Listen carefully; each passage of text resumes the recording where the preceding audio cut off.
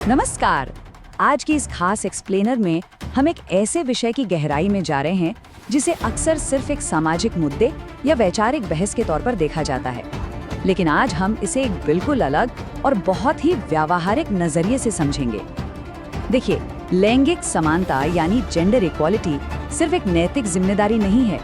ये भारत के राष्ट्रीय विकास, हमारी इकोनॉमी और ग्लोबल लेवल पर हमारी प्रतिस्पर्धा से जुड़ी एक बहुत बड़ी रणनीतिक अनिवार्यता है। जरा सोचिए, अगर किसी गाड़ी का एक पहिया निकाल दिया जाए तो क्या वो अपनी पूरी रफ्तार से चल पाएगी? बिल्कुल नहीं। कोई भी देश अपनी आधी आबादी को पीछे छोड़कर अपनी पूरी क्षमता तक नहीं पहुंच सकता। तो चलिए, डेटा और इतिहास के चश्मे से इस पूरी स्थिति का बहुत ही तार्किक विश्लेषण करते हैं।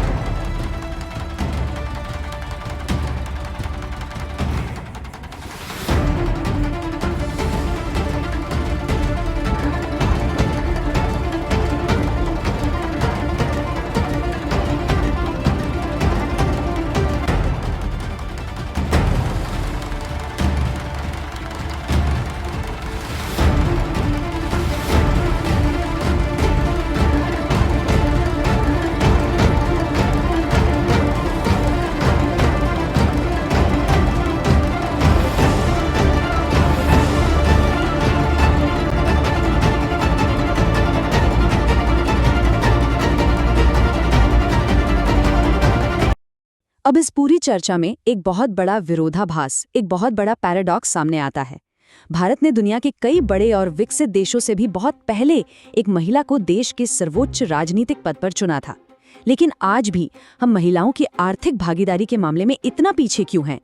ये एक ऐसा सवाल है जो हमें रुककर सोचने पर मजबूर करता है। एक तरफ हमारे पास इतना शानदार इतिहास है और दूसरी तरफ आज की ये हकीकत। इस पहेली को सुलझाने के लिए हमें थोड़ा सा पीछे जाना होगा और देखना होगा कि दुनिया और हमारा देश यहाँ तक कैसे पहुँचे। अगर हम इतिहास के पन्ने पलटें तो पाएंगे कि हजारों सालों तक पूरी दुनिया में लगभग एक जैसा ही सिस्टम था। पितृसत्तात्मक यानी पैट्रियार्कल, राजनीतिक ताकत, संपत्ति, फैसले लेने का हक, ये सब मुख्य रूप से पुरुषों के ही पास था। लेकिन फिर 18वीं सदी के बाद चीजें धीरे धीरे बदलने लगी। औद्योगिक क्रांति आई, लोकतांत्रिक सुधार हुए और एक नई चेतना जगी। 1893 में न्यूजीलैंड ने महिलाओं को वोट देने का अधिकार दिया। 1945 में संयुक्त राष्ट्र ने समान अधिकारों की बात मानी।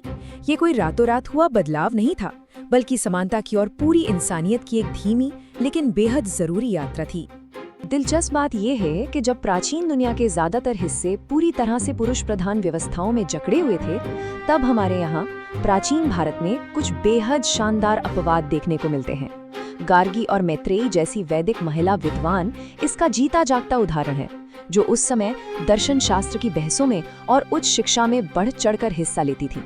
ये हमारे लिए बहुत गर्व की बात है, लेकिन हमें इस ऐतिहासिक सच्चाई को भी स्वीकार करना होगा कि समय बीतने के साथ और कई सदियों के उथल-पुथल के दौरान हमारे समाज में भी कई कुप्रथाएं हावी होती गईं और महिलाओं की स्थिति में काफी गिरावट आई।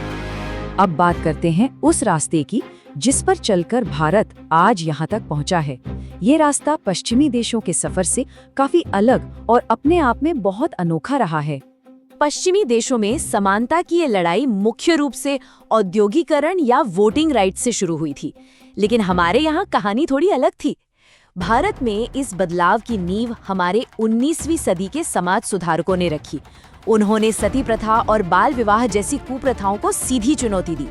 सावित्रीबाई फूले जैसे दिग्गजों ने हर विरोध का सामना करते हुए लड़कियों की शिक्षा के लिए दरवाजे खोले।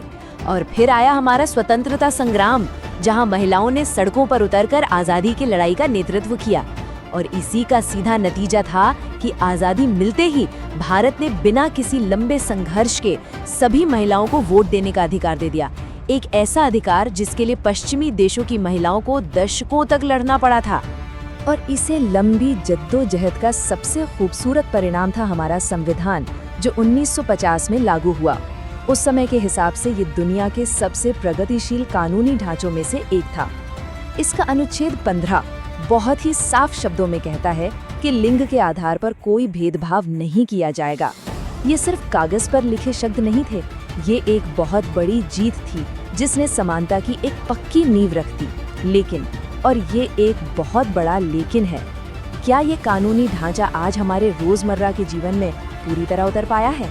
चलिए अब हम असल जमीनी हकीकत का सामना करते हैं। संविधान की उस गारंटी और आज की हमारी रोजमर्रा की सच्चाई के बीच जो फासला है, अब हम उसे डेटा के जरिए डिकोड करेंगे। सबसे पहले एक बहुत ही पॉजिटिव बात, अगर हम शिक्षा की बात करें तो भारत ने कमाल कर दिया है। वर्ल्ड इकोनॉमिक फोरम के आंकड़े बताते हैं कि स्कूल नामांकन और लिटरेसी के मामले में हमने लगभग 97% जेंडर गैप को पाट लिया है। ये कोई छोटी बात नहीं है। आज हमारी लड़कियां सिर्फ स्कूल कॉलेज ही नहीं जा रही हैं, बल्कि साइंस, मेडिसिन, इंजीनियरिंग जैसे हर फील्ड में टॉप कर रही हैं। शिक्षा के मोर्चे पर हमने वाकई एक बड़ी जंग जीत ली है। लेकिन जब हम इस शानदार सफलता का जश्न मनाए रहे होते हैं, तब एक आंकड़ा सामने आता है जो थोड़ा चौंका देता है। 131। वर्ल्ड इकोनॉमिक फोरम की 2025 की ग्लोबल जेंडर गैप रिपोर्ट में 148 देशों की लिस्ट में भारत 131वें नंबर पर है। अब आप सोच रहे होंगे कि जब शिक्षा का स्तर इतना अच्छा हो गया है, लड़कियां इतना पढ़ रही हैं, तो ये ओवरऑल रैंकिंग इतनी कम क्यों है? इस सवाल का जवाब अर्थव्यवस्था में महिलाओं की भागीदारी के आंकड़ों में छिपा है, और ये आंकड़ा काफी हैरान करने वाला है। जहां 77% से ज्यादा पुरुष हमारे वर्कफोर्स यानी श्रम बल का हिस्सा हैं, वहीं महिलाओं की भागीदारी सिर्फ 32% के आसपास है। इसे जरा ध्यान से समझिए। हमारे पास करोड़ों ऐसी महिलाएं हैं जो हाईली एजुकेटेड हैं, काम करने के योग्य हैं, लेकिन वो हमारी फॉर्मल इकोनॉमी से पूरी तरह बाहर हैं। आखिर वे कौन सी दीवारें हैं जो उन्हें रोक रही हैं? ये दीवारें सिर्फ नौकरियों की कमी की नहीं है, इसका सीधा और गहरा संबंध महिलाओं की सुरक्षा और हमारे समाज की बुनियादी संरचना से है। आइए इस कनेक्शन को समझते हैं। अर्थशास्त्री और अर्बन प्लानर्स इसे एक बहुत ही सटीक नाम देते हैं, असुरक्षा के कारण बहिष्कार। जरा इस दुष्चक्र को समझिए।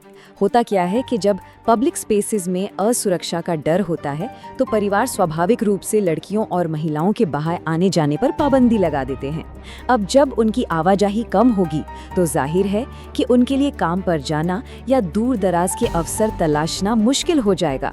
काम ना कर पाने की वजह से वो आर्थिक रूप से दूसरों पर निर्भर हो जाती हैं, और ये आर्थिक निर्भरता उन्हें जिंदगी भर के लिए असुरक्षित और कमजोर स्थिति में फंसा देती है। ये एक ऐसी साइकिल है जिसे तोड़ना बहुत जरूरी है, और इस साइकिल को बनाए रखने में कई चीजें जिम्मेदार हैं। ये सिर्फ किसी एक इंसान की गलती नहीं है, ये पूरा एक सिस्टम है। क्या आपको पता है कि घर के अनपेड कामों का, जैसे बच्चों या बुजुर्गों की देखभाल, महिलाओं पर पुरुषों के मुकाबले 7 गुना ज्यादा बोझ होता है? 7 गुना। इसके ऊपर से पब्लिक ट्रांसपोर्ट में सुरक्षा की कमी, कार्यस्थल पर उत्पीड़न का डर, घर के अंदर पावर का इम्बैलेंस, और सबसे बुरी बात, पीड़ित को ही दोष देने वाली हमारी सामाजिक मानसिकता। जब तक ये चीजें नहीं बदलेंगी, हम महिलाओं को आगे बढ़ने की सिर्फ बातें ही करते रह जाएंगे। इस मोड़ पर एक बहुत बड़ी गलतफहमी को दूर करना जरूरी है। कई बार लोगों को लगता है कि जेंडर इक्वालिटी की बात करना मतलब पुरुषों और महिलाओं के बीच कोई जंग छेड़ना है या अपने पारिवारिक मूल्यों को खारिज करना है। बिल्कुल नहीं।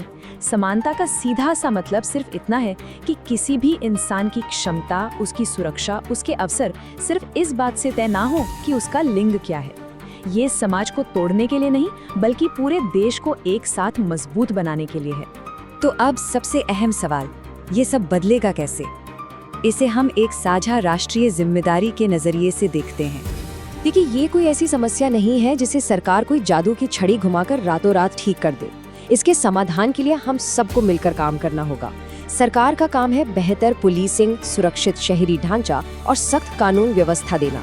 कंपनियों और एम्प्लॉयर्स का काम है महिलाओं के लिए फ्लेक्सिबल वर्किंग और चाइल्ड केयर जैसी सुविधाएं देना, ताकि वे काम पर बनी रह सकें। लेकिन जो सबसे बड़ा और सबसे अहम बदलाव है, वो हमें अपने घरों से शुरू करना होगा। घर के कामों को आपस में बांटना, बेटे और बेटी दोनों को समान रूप से आगे बढ़ने का हौसला देना और एक दूसरे के प्रति सम्मानजनक नजरिया अपनाना। जो देश ऐसा कर पाए हैं, उनकी इकोनॉमी और उनके समाज दोनों ने तेजी से तरक्की की है। हमारे आज के इस पूरे एक्सप्लेनर का सबसे बड़ा टेकअवे यही है कि कानून और संविधान हमें एक बहुत मजबूत आधार तो देते हैं, लेकिन सिर्फ संसद में पास किए गए कानून समाज की सोच को अचानक नहीं बदल सकते। असली और टिकाऊ समानता तभी आएगी जब हमारे ड्राइंग रूम में, हमारे डाइनिंग टेबल पर, हमारे स्कूलों में और हमारी सड़कों पर एक सांस्कृतिक बदलाव आएगा। ये एक धीमी प्रक्रिया है, लेकिन शुरुआत तो करनी होगी। हम इस एक्सप्लेनर के अंत में आ गए हैं, लेकिन जाते जाते एक सवाल छोड़कर जा रहे हैं जिस पर हम सबको विचार करना चाहिए। भारत के भविष्य के लिए ये तय करना बहुत जरूरी है कि हम अपनी आने वाली पीढ़ी को कैसा समाज सौंपने जा रहे हैं। क्या वो एक ऐसा भारत होगा जहां हर इंसान की काबिलियत ही उसकी मंजिल तय करेगी, या फिर लिंग अभी भी उनके सपनों की सीमाएं तय करता रहेगा? चुनाव हमारा है। आज के इस गहरे और जरूरी विश्लेषण में हमारे साथ जुड़ने के लिए आपका बहुत बहुत धन्यवाद।